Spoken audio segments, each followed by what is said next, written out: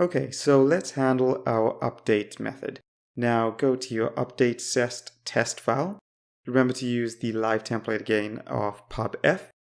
A good name for this method can be it will return 404 when it can't find record to update. And remember we need API tester. And we also need API, or not API, just I.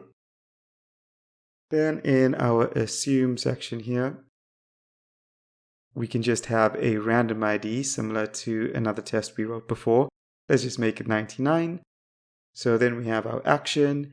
Our action is going to be, we are going to send a put request, and we're going to send it to the post endpoint, and we're going to include our ID as well, the random ID. Next, we're going to have our assertion, and just like the other test, we're going to assert, we will see a 404 response code. Cool, so I'm just going to run that test, and as you know, that's going to fail eventually. Good, it's failed.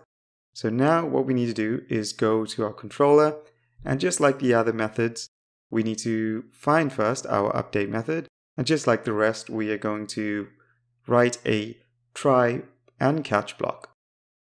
Cool, the catch just requires the exception, and remember that backslash just there.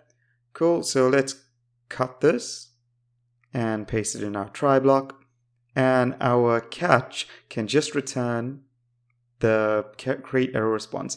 So you can see with PHP Storm, you could just type the method name and it will fill in the this for you. So we just need to check now against the post variable to see if there's actually any data coming back. If it's false, we can throw our exception.